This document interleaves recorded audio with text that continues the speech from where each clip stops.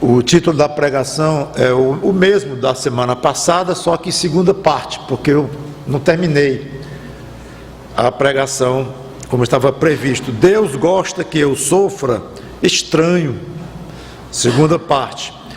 Perdeu um pouquinho o sentido para o restante do texto, que eu vou tratar hoje, porque esse título se ligava mais à primeira parte, quando Pedro fala que era do agrado de Deus.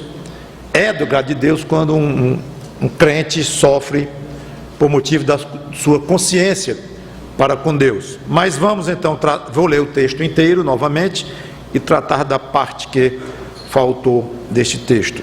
Lá em 1 Pedro, capítulo 2, versículos 18 a 25.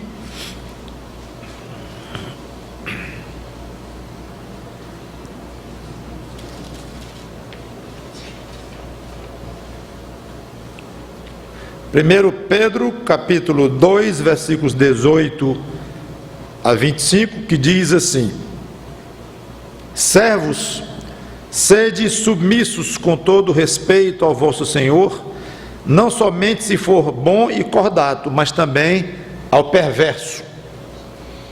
Porque isto é grato, que alguém suporte tristezas, sofrendo injustamente por motivo de sua consciência para com Deus. Pois que glória há, se, pecando e sendo esbofeteados por isso, o suportais com paciência. Se, entretanto, quando praticais o bem, sois igualmente afligidos, e o suportais com paciência, isso é grato a Deus. Porquanto para isto mesmo fostes chamados, pois que também Cristo sofreu em vosso lugar, deixando-vos exemplo para seguirdes os seus passos. Pronto, nós ficamos até aqui na explicação.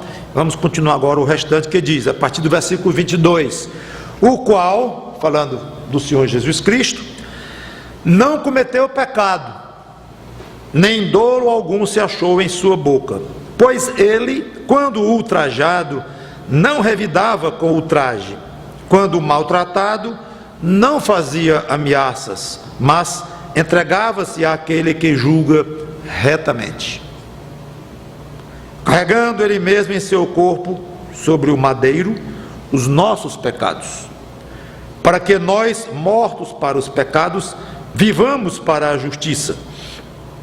Por suas chagas fostes sarados, porque estáveis desgarrados como ovelhas, agora porém vos convertestes ao pastor e bispo da vossa alma. Vamos orar.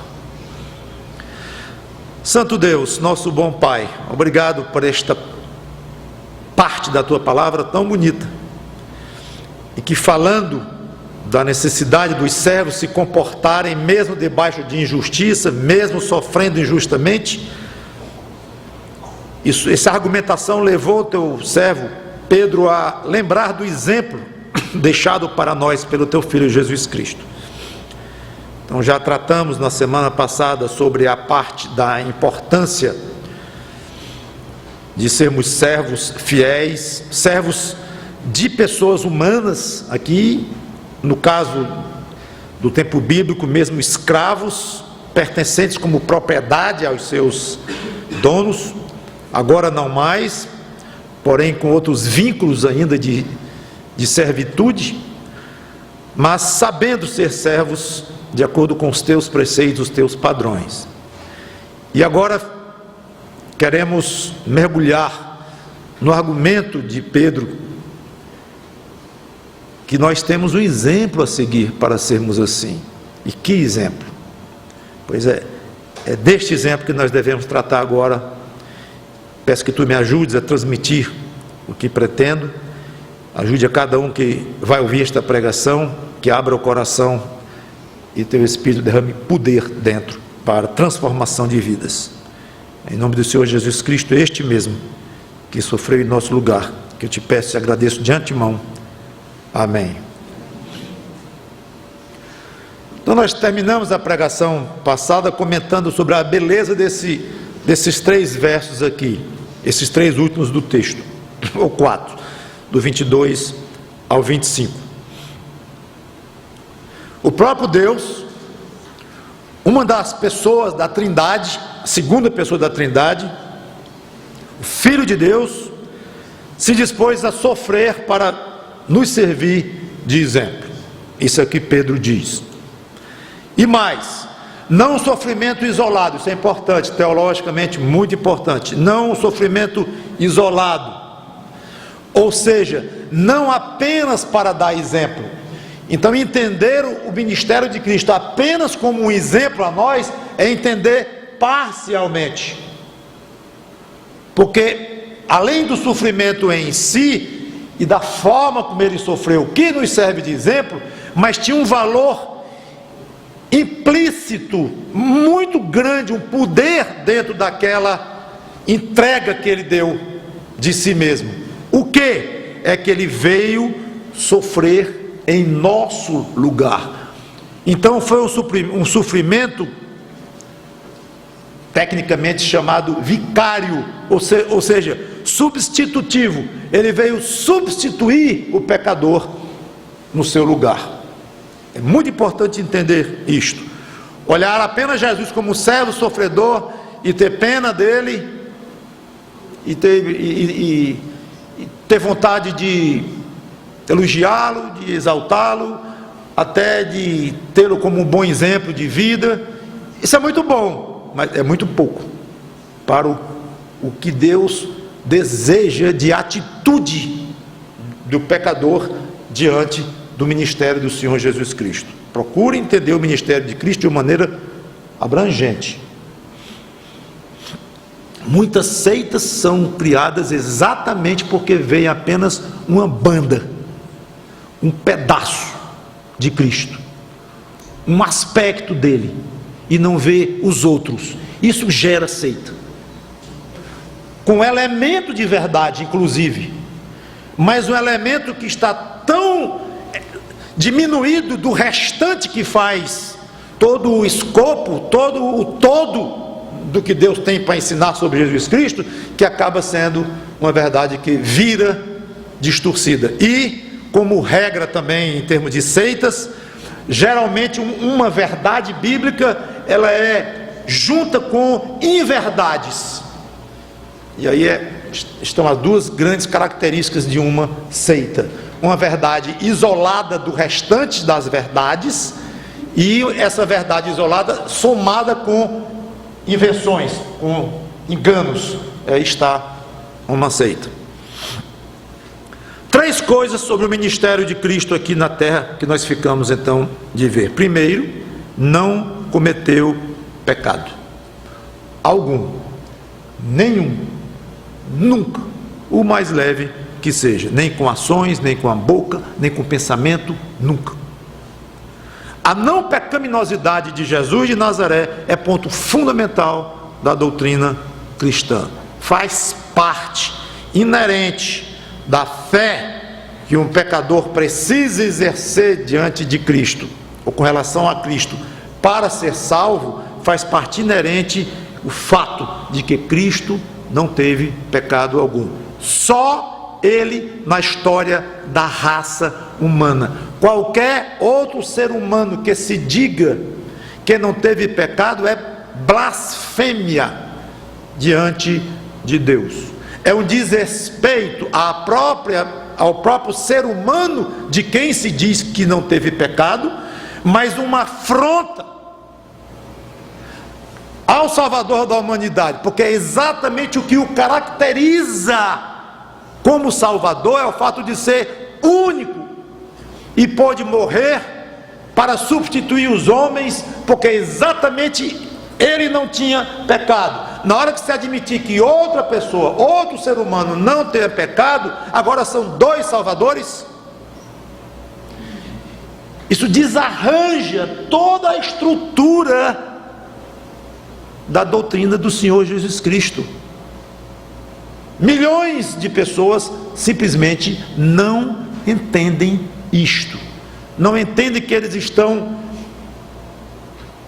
inviabilizando o seu próprio caminho ao céu, porque esse caminho é exclusivamente através do Senhor Jesus Cristo, que é o único mediador entre Deus e o próprio homem, a pessoa.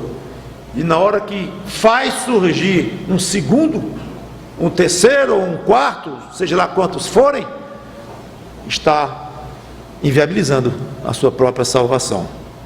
Então não esqueça isso. Agora, eu quero dar um pequeno passeio com vocês nas Escrituras para enfatizar a não pecaminosidade de Jesus Cristo. Ele próprio, João 8,46. João 8,46.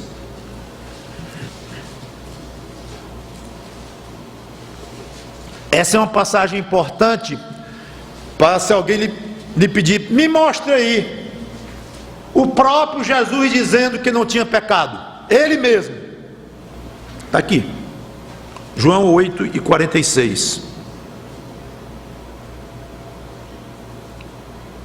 Quem dentre vós me convence de pecado? Essa é uma pergunta na qual, na realidade, ele está afirmando. Não tem aqui nenhum, olhando para os olhos da multidão, não tem nenhum que possa argumentar comigo, provar para mim, mostrar para mim, me convencer que eu sou um pecador, que eu tenho um pecado, porque eu não sou pecador. É o que ele está dizendo aqui. É forte isto. 700 e tantos anos antes de Cristo, o profeta Isaías, apontando para o Messias que haveria de vir, o próprio Jesus Cristo, Isaías disse no seu famosíssimo capítulo 53, versículo 9, Isaías 53 e 9, designaram-lhe a sepultura com os perversos, mas com o rico esteve na sua morte, posto que nunca fez injustiça, nem dolo algum se achou em sua boca.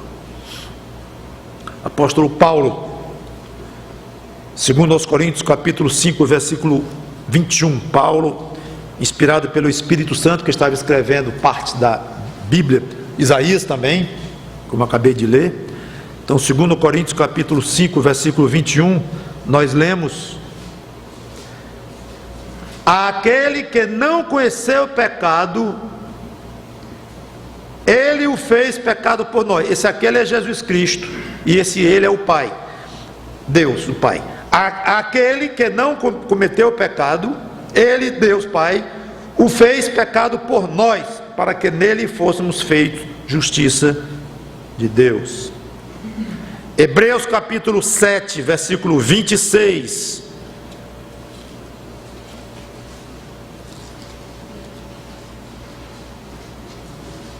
Hebreus 7 e 26.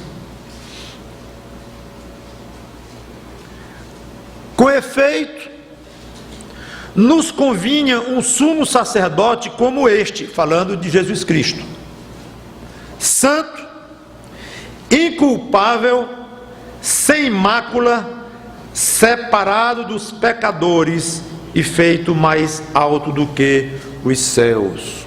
Claro, não teve pecado algum. Apóstolo João, é o último exemplo que eu vou ler, 1 João capítulo 2, versículo 1, mas eu quero mostrar a vocês a quantidade de passagens, eu escolhi apenas algumas para mostrar isto. 1 João 2 e 1. Filhinhos meus, estas coisas vos escrevo para que não pequeis. Se todavia alguém pecar, temos advogado junto ao Pai, Jesus Cristo, o justo. Ele é o justo, não há injustiça nele nenhuma.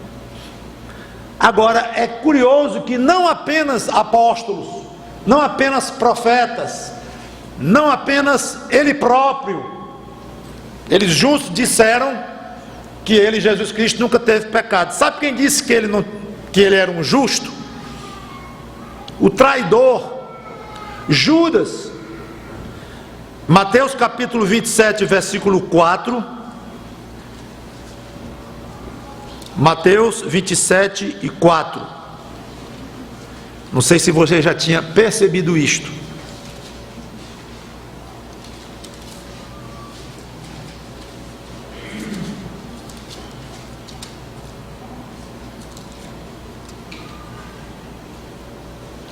Vamos para o 3. Então Judas, o que o traiu, vendo que Jesus fora condenado, tocado de remorso, devolveu as 30 moedas de prata aos principais sacerdotes e aos anciãos, dizendo: pequei traindo sangue, o quê?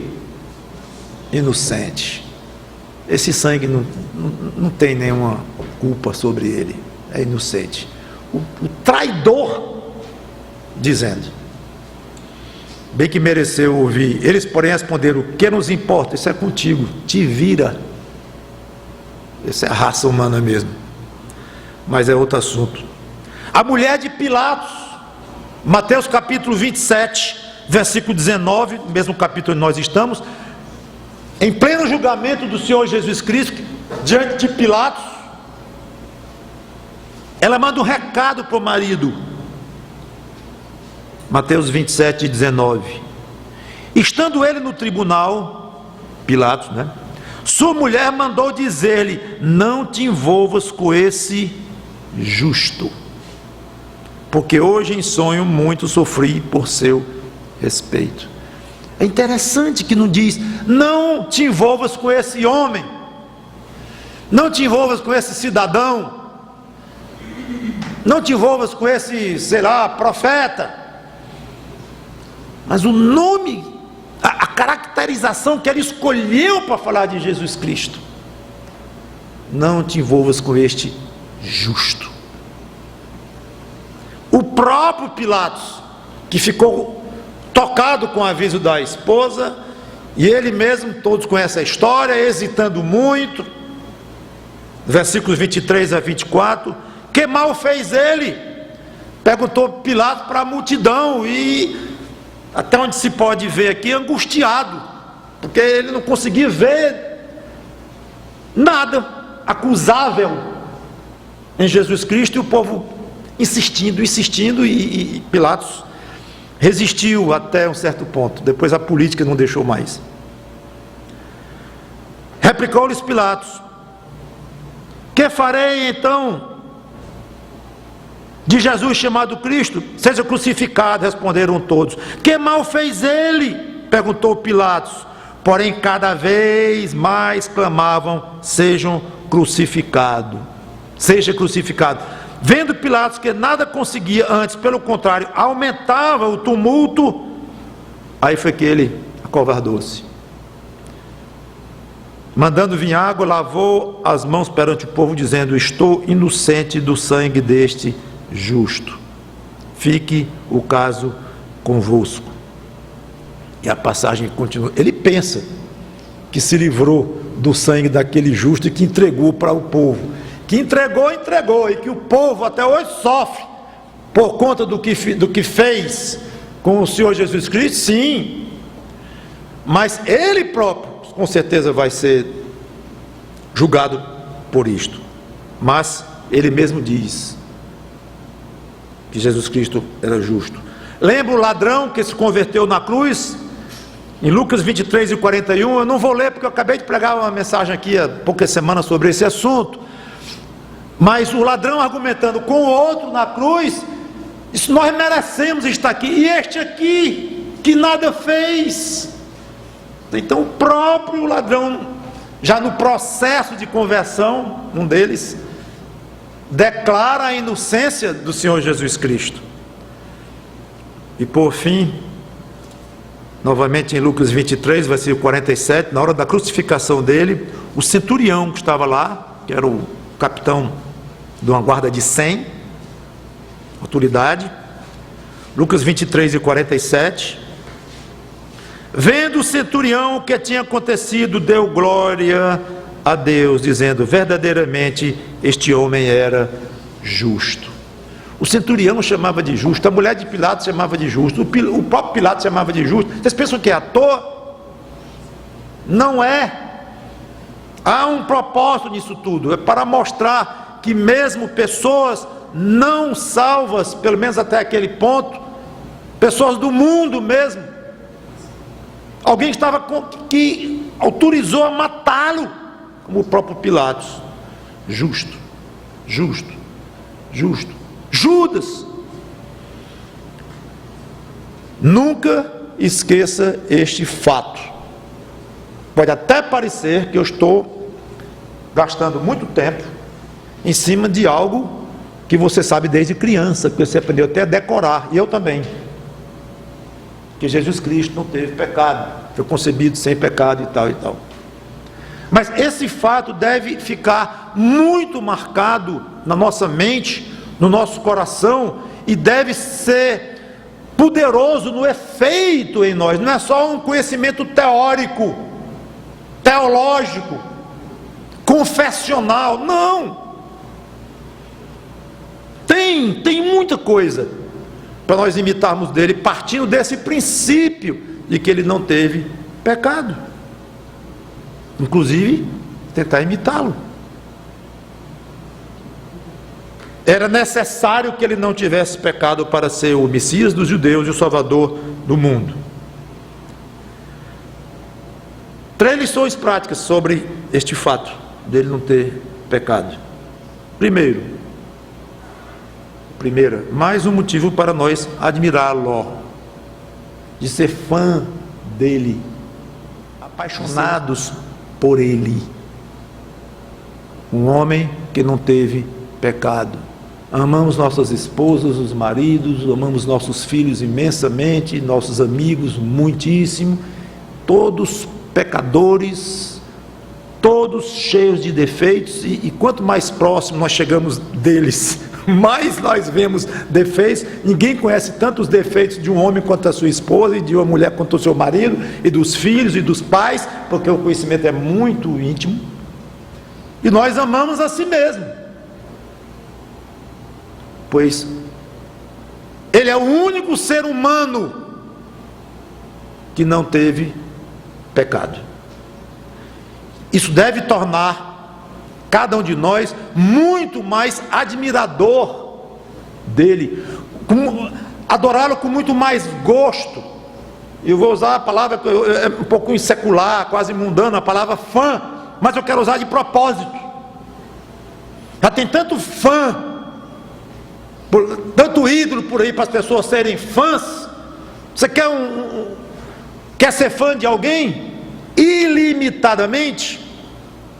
Quer um ídolo com I maiúsculo e sem sentido pecaminoso? Esse não teve pecado nunca. Outra coisa, o próprio fato de nós termos um padrão, um alvo fixo, ajuda no nosso caminhar cristão, que é muito difícil, é muito árduo, é muito cheio de tentações, é muito cheio de desvios, todo tipo de religião, todo tipo de cristianismo, N tipos diferentes de cristianismo, e a gente fica meio confuso para onde vai, o que é que está certo, o que é que está errado, um diz uma coisa, diz outra, cada um prega melhor, fala melhor, faz um livro mais grosso, e a pessoa fica confusa. É extremamente importante termos um alvo. Isso nos segura nessa dificuldade, um alvo, pois o fato de nós termos um alvo, um exemplo supremo que é o Senhor Jesus Cristo, nos ajuda a termos o pé no chão e o coração no céu, nos ajuda. Eu não abro mão do Senhor Jesus Cristo, da pessoa dele, do ensino dele, do exemplo dele. Os pastores digam o que quiserem, escrevam o que quiserem, os escritores aí, cada um pode dizer o que bem entender, mas eu fico com o Senhor Jesus Cristo como meu alvo supremo. Enquanto um pastor, um mestre, um professor estiver ensinando o que eu creio ser as Escrituras, e está sendo fiel ao que a Bíblia fala do meu exemplo máximo, tudo bem, me congrego na igreja dele, pode ser meu pastor humano aqui, vou ler o que ele diz, vou conversar sobre o que ele fala, tudo bem, mas não vou ter alvo aqui na terra nenhum de gente, de ser humano, de mulher, de homem.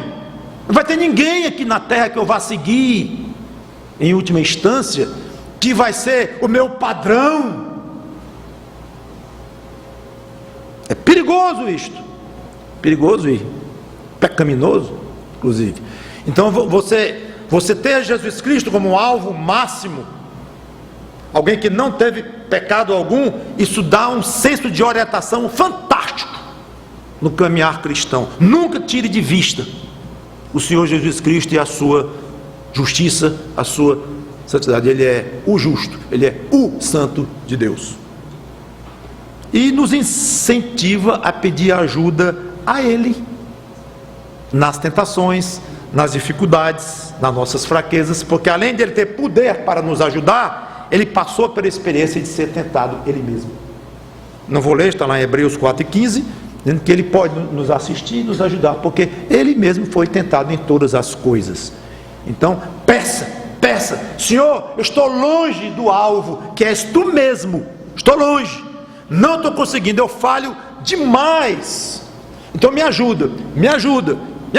Você está pedindo a alguém que pode lhe ajudar, que tem condições de lhe ajudar, tem poder de lhe ajudar, e tem conhecimento próprio do que é ser tentado, não do que é ser pecador. Essa experiência ele não tem.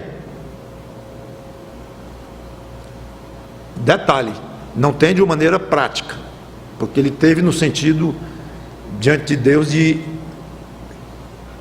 se tornar receptor dos nossos pecados, tanto que foi punido pelos nossos pecados, mas sem pecado algum. Então, 3 coisas lindas que Pedro falou do Senhor Jesus Cristo que estamos vendo. Não cometeu pecado, a primeira. Segunda, quando ultrajado não revidou com ultraje, como ele diz lá no texto. E Jesus foi ultrajado. Já começa no início do ministério dele, por um homem que ele elogiou.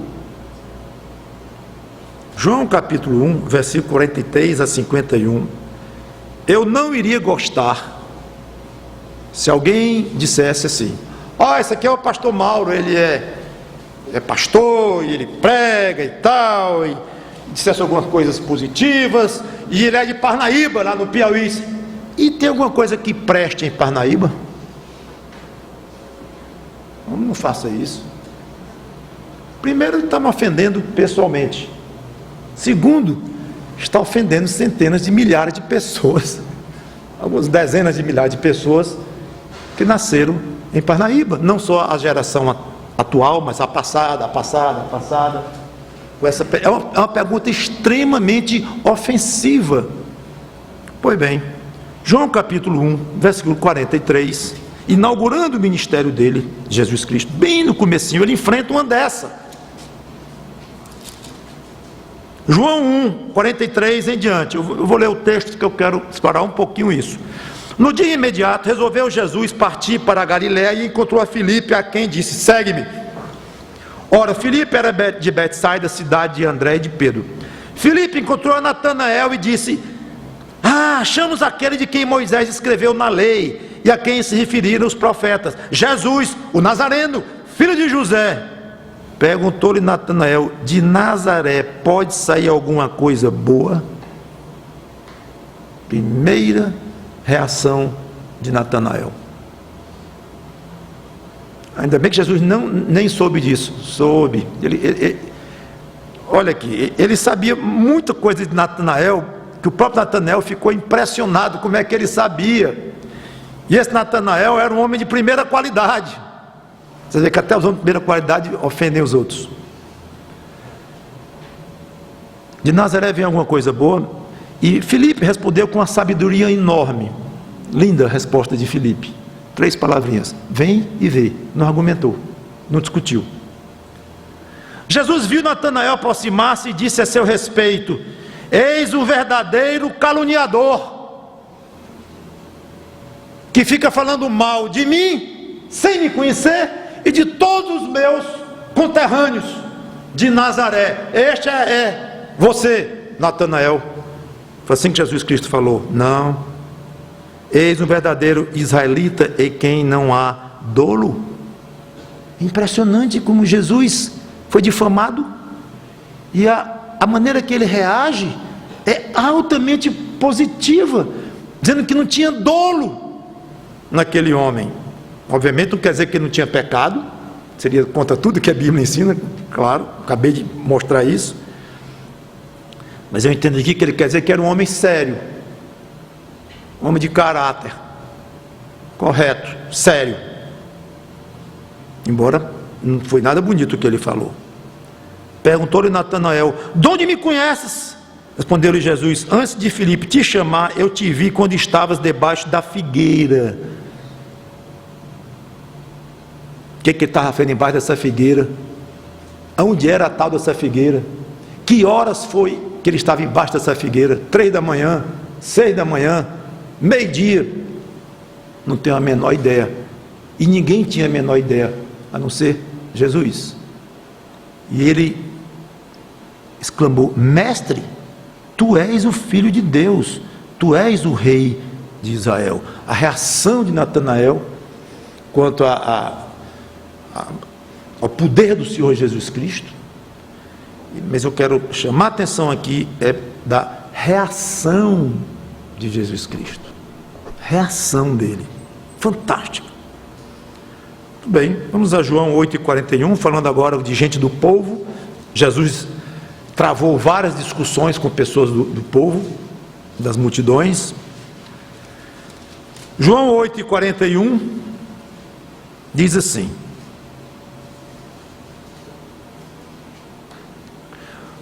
Jesus falando: vós fazeis as obras de vosso pai. Disseram-lhe eles, os judeus lá: nós não somos bastardos, temos um pai, que é Deus. Puxa, que coisa forte, chamaram Jesus de bastardo. Não, foi muito pior do que isso. Você sabe de que chamaram Jesus aqui? Filho de porneia. Porneia é de onde vem pornografia, imoralidade. Nós não somos fruto de uma imoralidade como tu foste, que a tua mãe era noiva e se dizia virgem e teve um filho. É isso que eles acusaram Jesus. Eu não sei como é que ele não mandou uma legião de anjos destruir esse povo lá, fazer ficar mudo quem disse isso, eu não sei o que, ficar aleijado o resto da vida. Eu ia pensar um bocado de malvadeza, tudo errado, claro. E ele continua discutindo, firmemente, duramente, mas serenamente. Inclusive lá na frente ele os acusou de serem filhos do diabo, logo lá na frente. Então ele foi caluniado, e então aqui, ele caluniou também, chamaram-no de filho de uma mulher adulta, imoral, e agora ele dá o troco. Pois vocês são filhos do diabo, está vendo aí, mesma moeda. Qual é a diferença? É que eles eram filhos do diabo. Jesus não era filho de moralidade. Mentira. Eles eram. Detalhe: Jesus não, mesmo dizendo uma verdade, ele não disse por dizer. Era uma misericórdia que Jesus estava fazendo, alertando a eles de quem eles eram escravos e filhos, e ele próprio Jesus estava vindo aqui para livrar pessoas das garras daquele pai malvado, perverso, chamado diabo. É totalmente diferente. Então não é que Jesus calunia, ou critica, ou dá o troco. Não. É não entender nada se for por este caminho. Muito pior era ele ter encerrado a conversa. É assim? Vocês não têm condições morais de conversarem comigo, não. Eu vou embora, vocês não são dignos de eu estar nem aqui. Dava as costas e ia embora. Não, ele continuou conversando e ainda revelou uma verdade dura de ouvir, claro, mas altamente misericordiosa.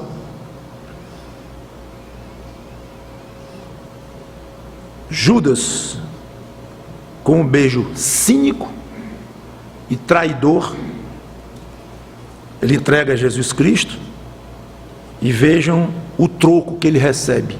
Troco aqui é entre aspas. Lucas 22, 47.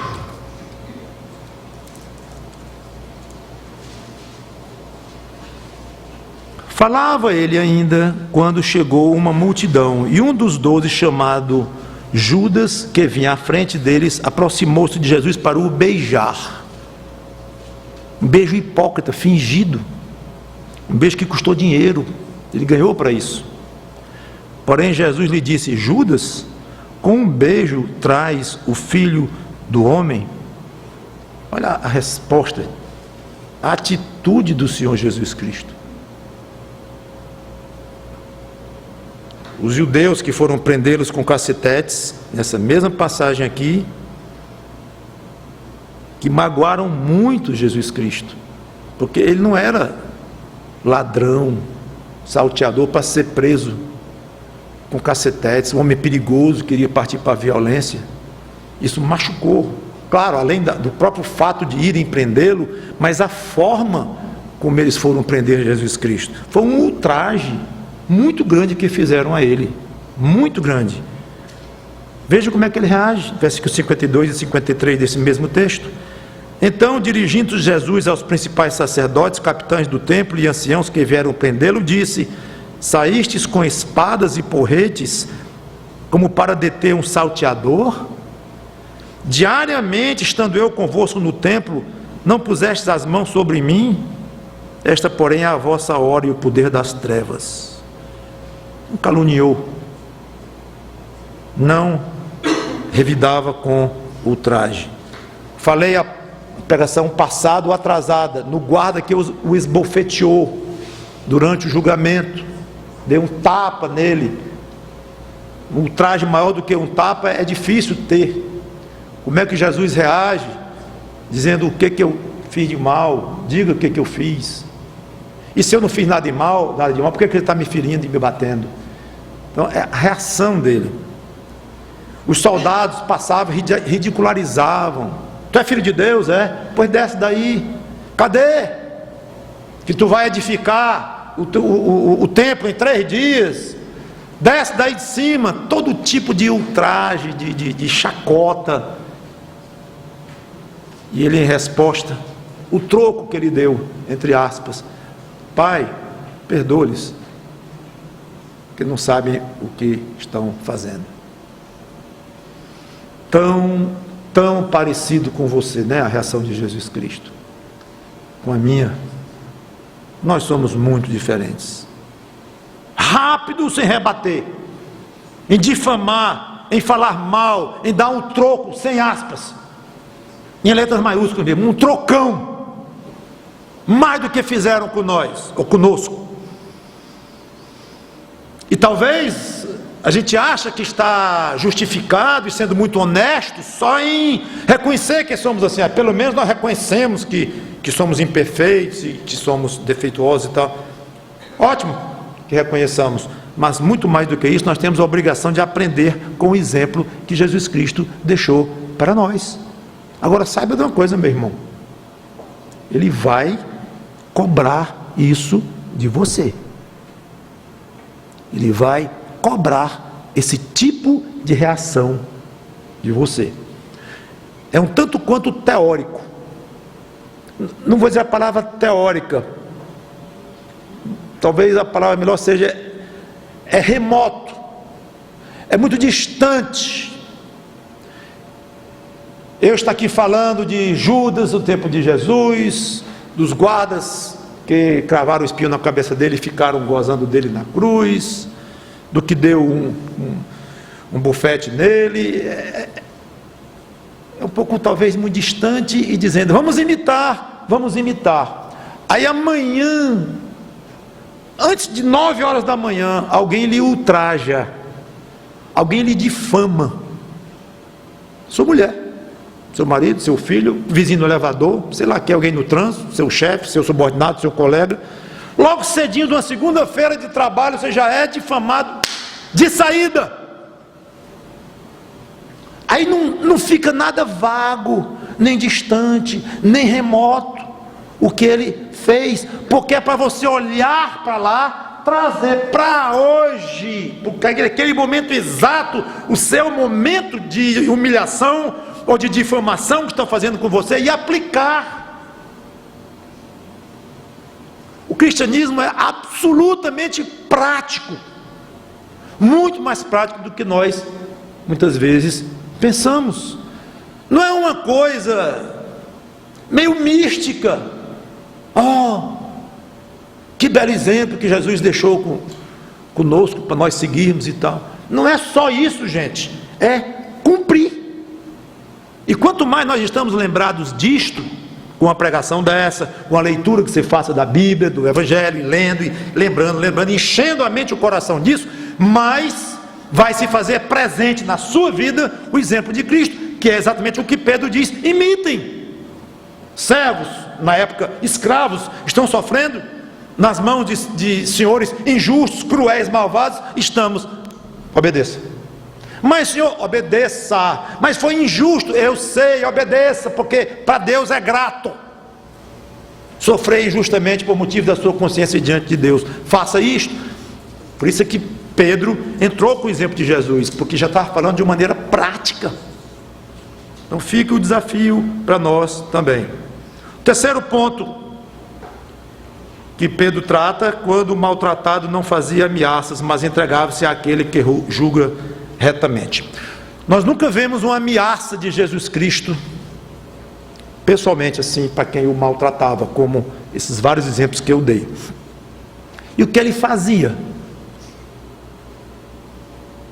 Essa é uma pergunta crucial para a vida cristã. O que ele fazia? Olha, ele deixava o assunto de lado. Não tem problema. Deixava o agressor imune, como se nada tivesse acontecido. Não, esquece. Eu tenho grande capacidade de sofrer, de ser agredido. Não tem problema não, deixa para lá. Absolutamente não. Ele não deixava o outro imune, livre de uma confrontação com alguém pelo mal que fez, de estar caluniando e ultrajando. Quero fazer um parênteses aqui. Esse negócio de deixa para lá não tem sentido diante de Deus. Cada pensamento que cada pessoa teve, cada ação vai ser colocado diante de Deus, e Deus vai pedir contas. Quando alguém lhe pedir perdão, nunca diga: não foi nada, esquece. Não é a maneira correta. Foi nada? Foi. Você me ofendeu. Como é que não foi nada? Ficar orgulhoso? Acha grande coisa ter sido ofendido? Não, não é questão de orgulho. É que foi um erro. Foi uma ofensa. E essa ofensa vai ter que ser tratada. Me perdoe. Desculpe. Está desculpado. Está perdoado. Olhe para os olhos do ofensor e diga: você está perdoado. É um erro dizer não foi nada, porque ele pensa que não foi mesmo, e foi. Ele vai continuar fazendo ofensas talvez piores, achando que não é nada, que é alguma coisa sim. Então essa forma de perdoar é errada. E já vi o contrário, gente que não acha que fez mal algum, mas o outro é muito zangadinho, orgulhosinho, qualquer coisa se zanga, aí o outro diz: então me desculpe. Aí eu pergunto: você pediu perdão ao fulano? Pedi. Pelo quê? Não, eu não fiz nada, mas ele é zangado demais, pastor. Coisa horrível. Orgulhoso, no jogo de futebol ninguém pode olhar para ele de banda que ele fica zangado. Então ele olhou para mim e já foi pedindo desculpa. Está errado, está confundindo a cabeça desse irmão. Não peça perdão se você está convencido de que não errou. Isso não é orgulho, não. Faça as coisas direito. Então perdoar é uma coisa séria, e pedir perdão também, porque são ofensas, e ofensas cometidas diante de um Criador absolutamente justo, ultra detalhista. que não deixa um passarinho cair sem o conhecimento dele, ultra, hiper, super detalhista, e nada passa diante de Deus. Então a ofensa que você comete vale, e alguém que comete contra você vale. Então Jesus Cristo, não é que ele dizia, deixa para lá, tem problema não, bateu no rosto, eu fiz alguma coisa mal, dê testemunho do mal, se eu não fiz, por que você me fere? Pronto, tudo que ele tinha a fazer era isso, esquece, meu amigo, pode ir para casa feliz da vida, porque você não foi demolido por um anjo. Jesus absorveu aquilo, engoliu, e tudo bem, tranquilo, escapou desta. Escapou? Não. Então, voltando ao nosso texto, como é que ele fazia quando era agredido, se ele não revidava? Segredo. Aqui tem um segredo de vida. Entregava-se àquele que julga retamente. Eita, a pessoa ali estava complicada, porque ele entregava a pessoa ao julgamento de Deus. Quando a Bíblia nos recomenda sofrer com paciência e obedecer ao Senhor, o patrão, o malvado, como o texto diz no começo, não significa que eles estão livres pelos que nos maltrataram. Eles vão dar conta ao reto juiz. Quando eu digo que eles estão complicados, estavam quando Jesus entregava ao Pai, que julga retamente, é porque está escrito aqui, Hebreus capítulo 10, versículo 31, não precisa abrir a Bíblia lá, que eu já estou lendo o versículo. Horrível coisa é cair nas mãos de um Deus vivo. É apavorante cair nas mãos de um Deus vivo, justo, reto, santo, vingador. Não se vinguem, eu vingo vocês, como Paulo nos ensina lá em Romanos também. Se entregue àquele que vinga, que julga retamente. Horrível coisa é cair nas mãos de um Deus vivo. Muito cuidado. Só tem uma forma de você cair nas mãos desse Deus e não ser algo absolutamente aterrorizante. É você estar defronte de Deus via Jesus Cristo, limpo pelo sangue do Senhor Jesus Cristo. Pronto.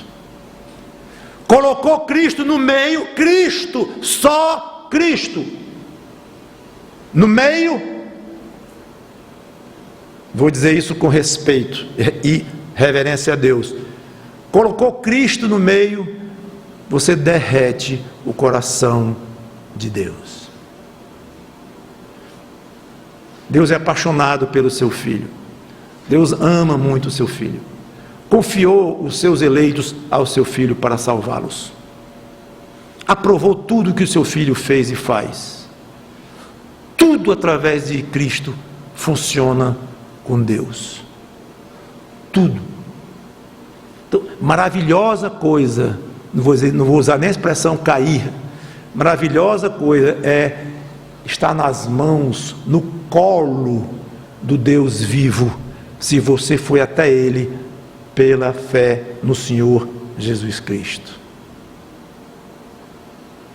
Tirando isto, tirando essa chegada a Deus via Cristo, volta a verdade terrível, apavorante.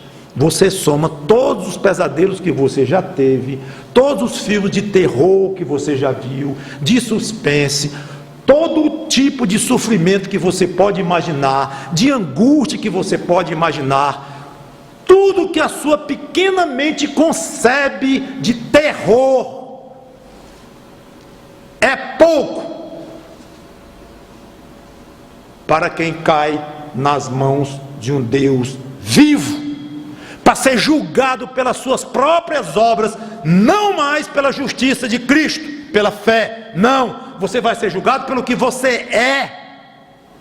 Agora vamos ver a minha lei, vamos ver o que eu exigi, através de Moisés, na lei.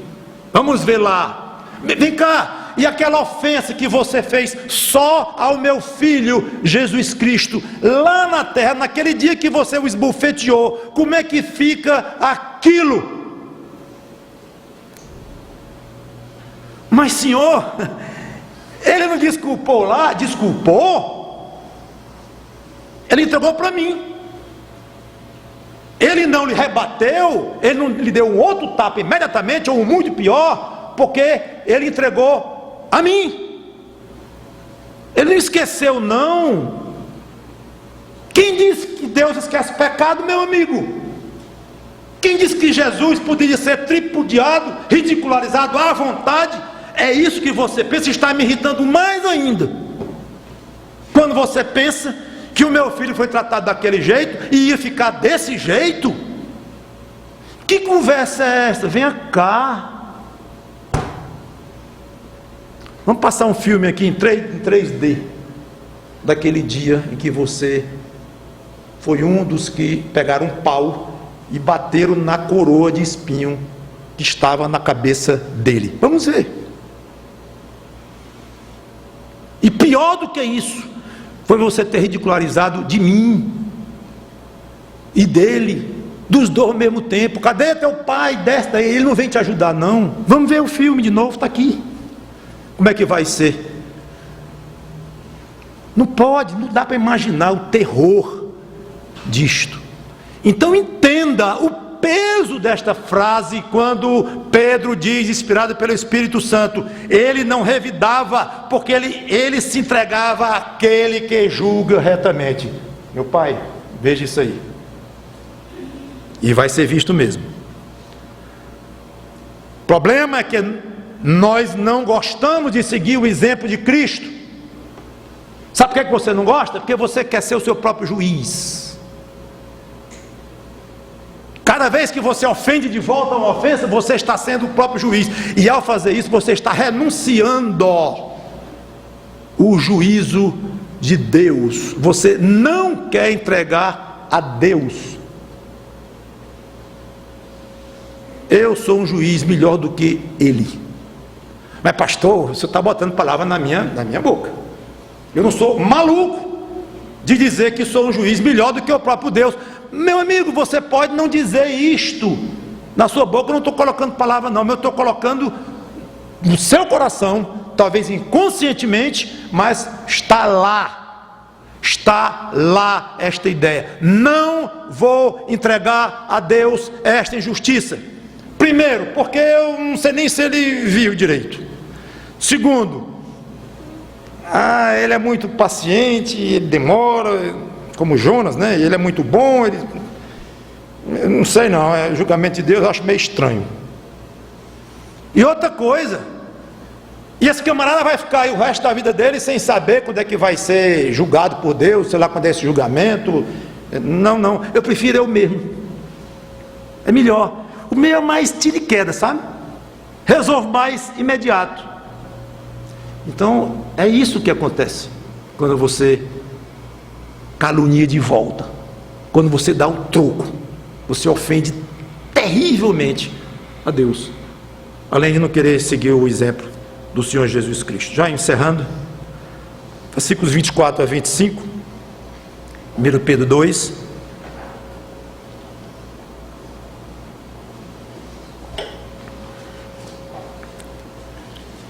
Vou demorar bem pouco aqui e vou encerrar.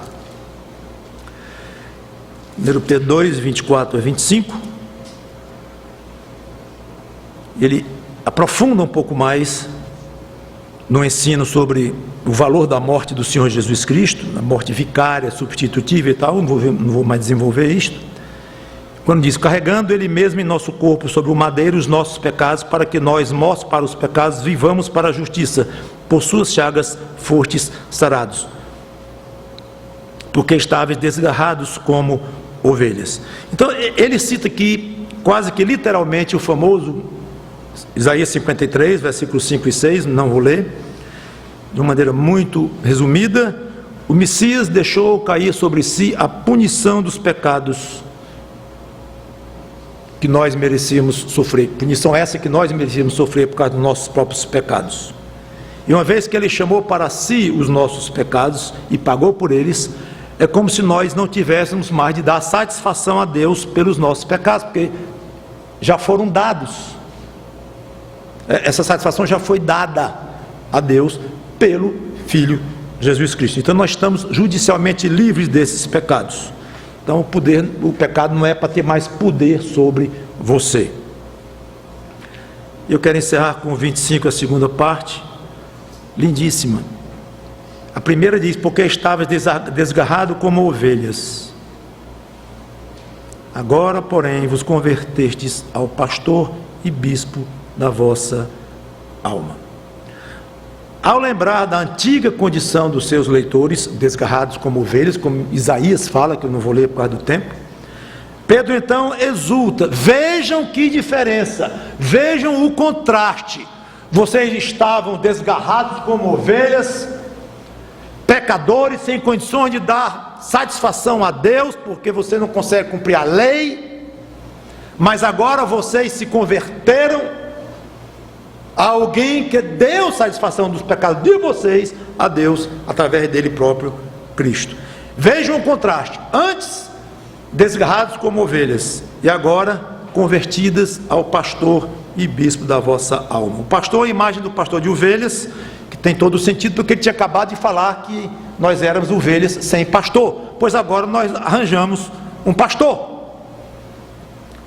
que toma conta, que guarda, que protege. E bispo,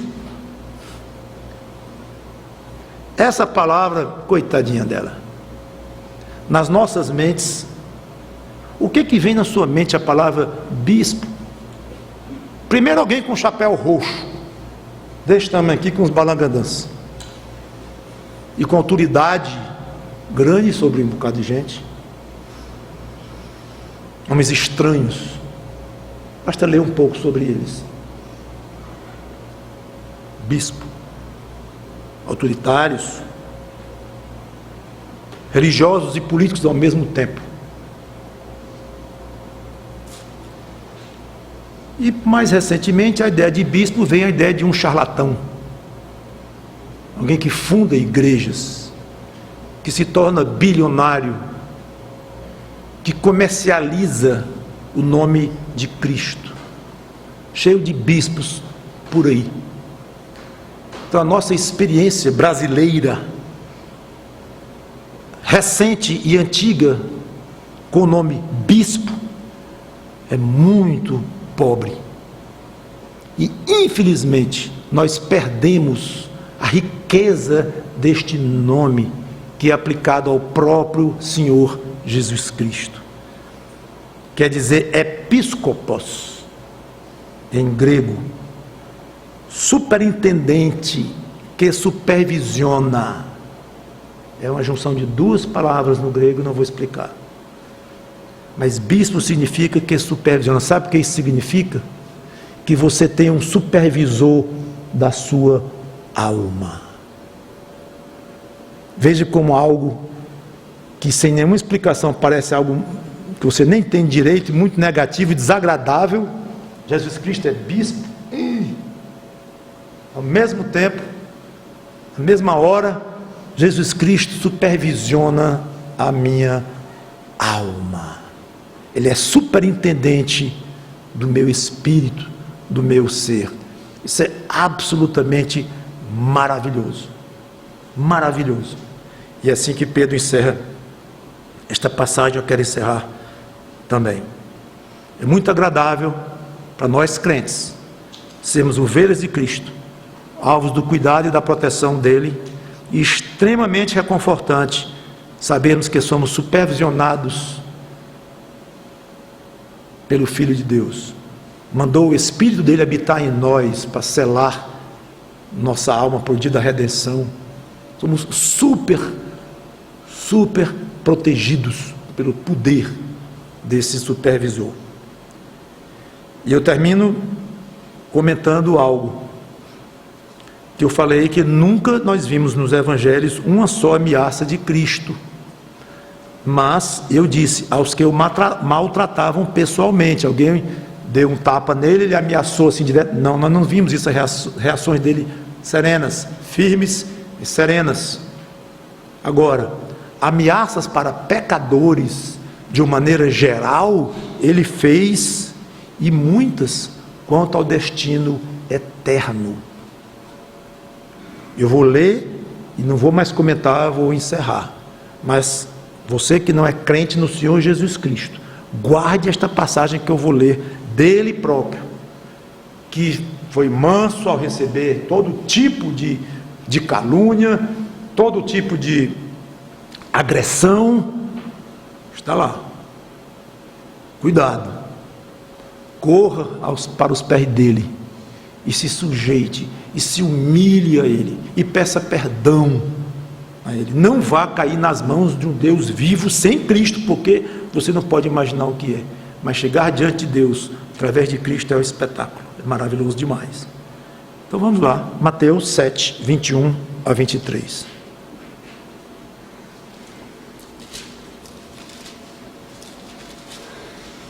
Mateus 7, 21 a 23,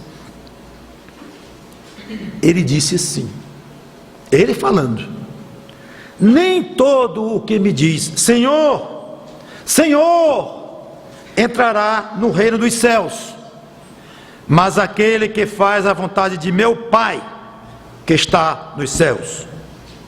Muitos naquele dia hão de dizer-me, Senhor, Senhor, porventura não temos nós profetizado em teu nome, e em teu nome não expelimos demônios, e em teu nome não fizemos muitos milagres?